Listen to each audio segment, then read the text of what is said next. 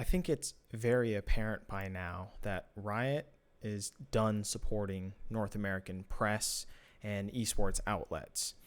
And I think this is pretty obvious in a couple moves that they've done this year, which let's point to some of them, which is eSpat, right? The esports pixels and technology. I think I'm getting that right. It took a while to find, by the way. It wasn't even on their website, but it's the website that is now doing photography for Riot, right? And of course, esports outlets are going to have to pay for this service in 2022, but essentially the cost is being covered by Riot for this year, which is great and all, but it would also be great if eSpat also brought the fucking photos out on time, because just earlier this week, they gave us the photos on a fucking Wednesday, which I don't know what outlet releases all their content and Wednesday and Thursday. And then of course we have games on Friday. So you've basically rendered the entire news week, useless at that point. So it's far too late to release those images after the fact, right? So we all kind of had to scramble and just get our own fucking images and shit. And like the whole point is, I don't want to sound so entitled, but when you do promise a service, you should probably fulfill it, right? But neither here nor there, right? Then, of course, Riot has also introduced limiting for co-streaming, right? To where now you have to be a League of Legends partner. And beforehand, they also limited co-streaming anyways, right? But it's very clear that Riot want to take more and more control of how media is portrayed, through the outer ecosystem, so to speak, right? And then, of course, they come with the whole relaxing of the press rules in terms of how now teams don't have to do Sunday press, right? They can do Friday press and Saturday press. And then, of course, Friday is done in a press conference style. So it's very clear that Riot is moving further and further away from third-party media, whether that be traditional esports journalist outlets or even just content creators themselves. Everything is being quite restricted. And I think this is the real problem with Riot, is that they aren't really respecting the narratives and the storylines that other media bring other than themselves, because that is essential in order to extend storylines and extend narratives. Sure, as Riot, you can initially create it, but it's the third parties that actually extend that storyline and even give some flavor to that. So I think Travis ultimately with his video is correct, and I'll link it down in the description below, that it's terrible that, first of all, the Friday scrum interviews that we're trying to do, I guess, it's terrible for that, because essentially an interviewer would most likely never ask the same question that someone giving a PR, question would ask any player or any coach or whatnot from Riot side, right? You have to pre-submit your question, and then some person at Riot ends up reading the question out exactly word for word.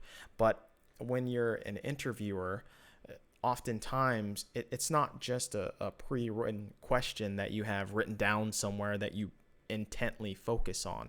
Usually it's some bullet point or something, or even if it is a question, you end up kind of adding extra context to it, adding extra wording and whatnot. That's what makes questions so malleable. Like one thing that I learned, and it's been quite helpful, in fact, is that you ask a question to where there are multiple different aspects and different angles that the interviewee can answer. They don't have to focus on one particular thing, because they may not have the best information about that particular question that you're asking.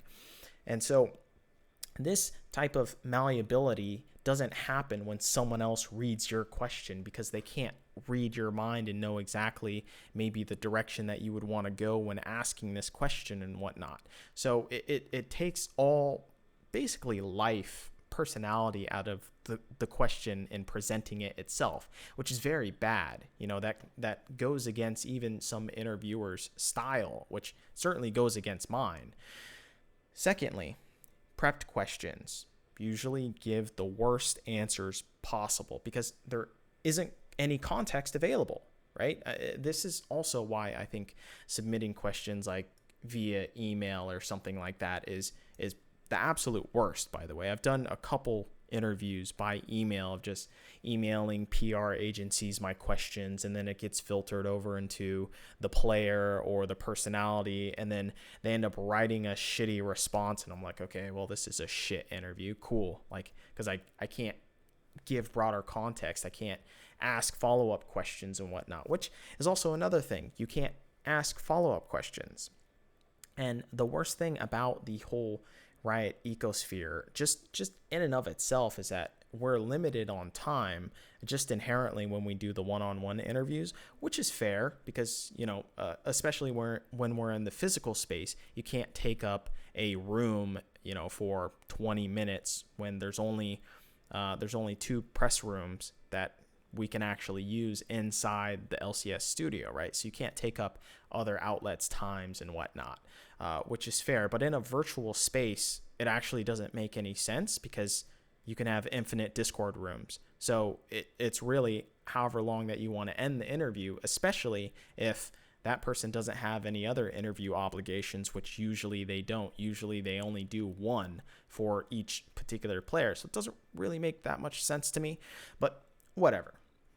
So all in all, if I were to have it, Friday would just be, I'd rather have like 2 outlets get interviews only, right, with 2 players, and have them be a one-on-one rather than having these shitty press conference interviews, which no one watches, and there's never any great questions or answers. Like, people earlier made fun of the press conferences that happened before. I think it was at Worlds, because they were all just so fucking bland. Or no, actually, I think it was at the finals of LCS, and all of them were just so bland and no one was asking great questions. And it's because they are shit, right? You have such a limited amount of time and you can't ask follow-up questions. They're just a very bad format, basically. What I would do if I were Riot, if they are so intent on doing the Scrum idea, is I would allow it to be a translation event for all the Korean players, right? Because we still have a significant amount of Korean players. And so I would just have maybe 1, maybe 2, if you want to do that. Have 2 Korean players up there. Currently, we have 7 Korean players in the league itself, and 9 if you count Rainover and Huhi, right? As including all the staff and everything. That includes like Reaper too. But you can have all these Korean players and coaches speak in their native tongue, and it would be fantastic. I think that would be a great opportunity to get further into the minds of, these Korean personalities, right? And kind of get their full thoughts about a particular subject that we don't normally are able to get. Like, why do you think NA outlets often don't interview Korean players? It's because we just have this language barrier, right? And if they can hardly speak any English, we don't really get that great of answers out of them because they can't fully explain themselves. And I can't blame the player, and I can't blame also the outlets too for not wanting to do those interviews, because oftentimes they aren't great interviews because it's just all lost in translation, right?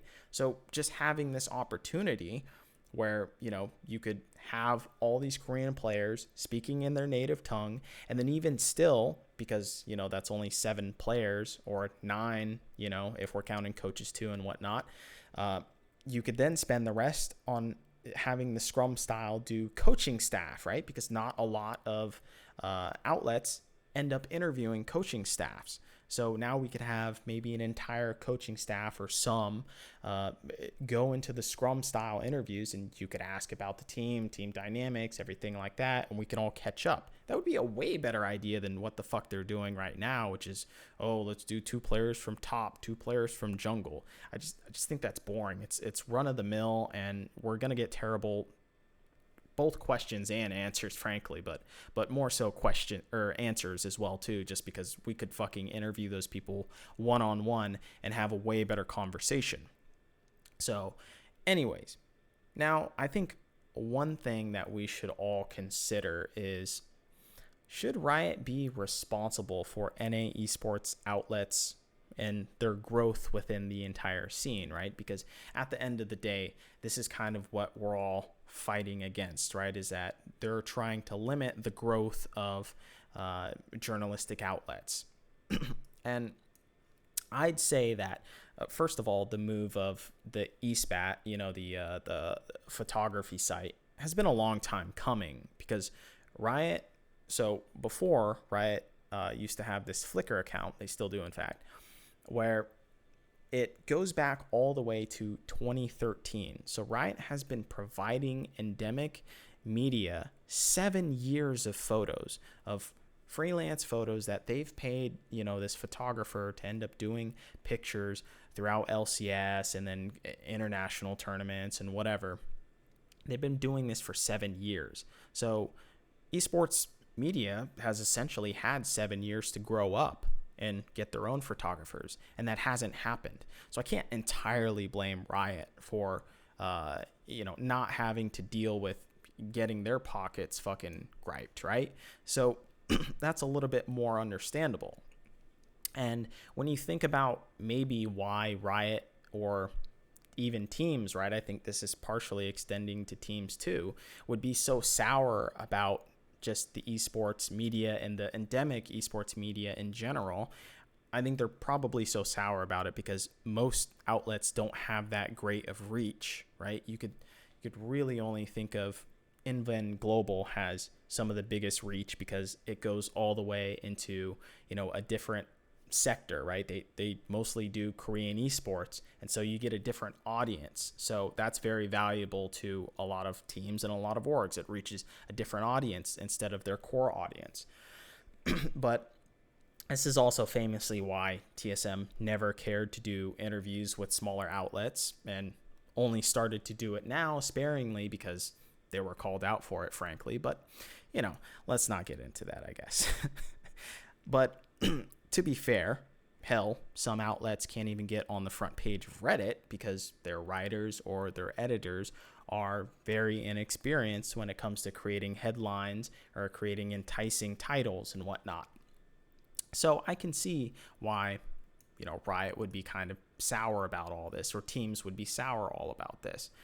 And as we all know, I think the way that journalism is going, it's that journalists individually have started to rival entire outlets, right? So outlets have become meaningless, and it's really the personalities that kind of drive the content itself or the interviews itself. And this is even true for classic journalists, as people are joining Substacks, or like they're creating just their own small medium posts or doing their own content elsewhere under Patreons or whatever.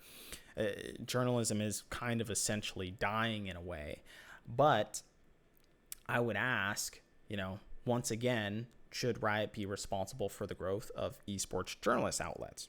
No, but I think they should be careful with how they disrupt that industry, because I think they underestimate how necessary it all actually is.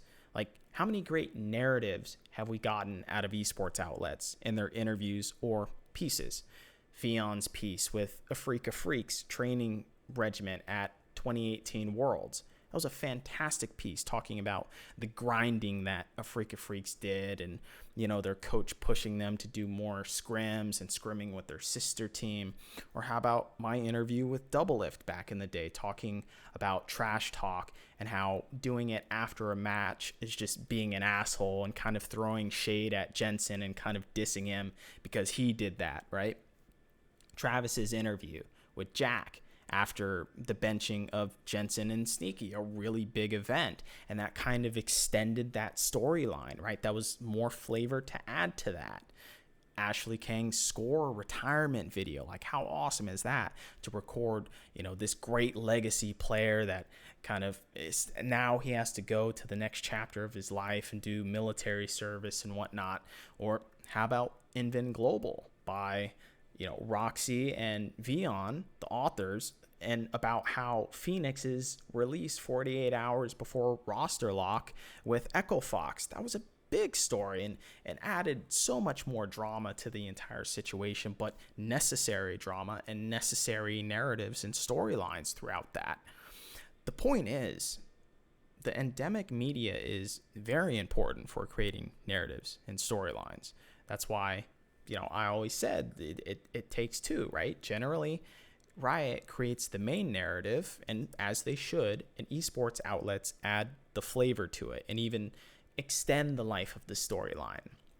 And what's worse is that over the past couple of years, the esports outlets have actually carried the narratives harder than Riot, way harder than Riot, in fact, I would say, with all the supplementary shows, all the podcasts, all the articles, all the interviews. Riot had hardly even created compelling shoulder content and have now, luckily, I guess, been now reinvigorated to do so. And so they're picking up steam back again because they realize they've been so lacking. But they've been lacking in the main storyline for a really long time. They didn't even create a whole lot of promo videos in recent years. So it's a symbiotic relationship that esports outlets and traditional, esports media have with Riot, and it's creating storylines. So while I do agree that it seems like Riot don't really value esports media, I don't think they realize just how important it is. And I truly do think it's in part why LCS, even to this day, being a region that is lackluster in play at best, but yet why does everyone still talk about us? It's because we create the best narratives. That's it. That's why. And even, fans, even from other regions, can't help but listen to the gossip and the drama that's created. And why? That's because we create these awesome storylines, these awesome narratives. And that is in part because esports media, esports outlets help propagate that, help extend the lifeblood of the entire ecosystem that is LCS. And that's why I think Riot really don't understand exactly the job of what esports media does. And really, I don't think they realize the longer repercussions of their actions as they continue to chip away at the already eroding stone of what esports journalism, the press, media outlets, etc. really is today anyways as it stands.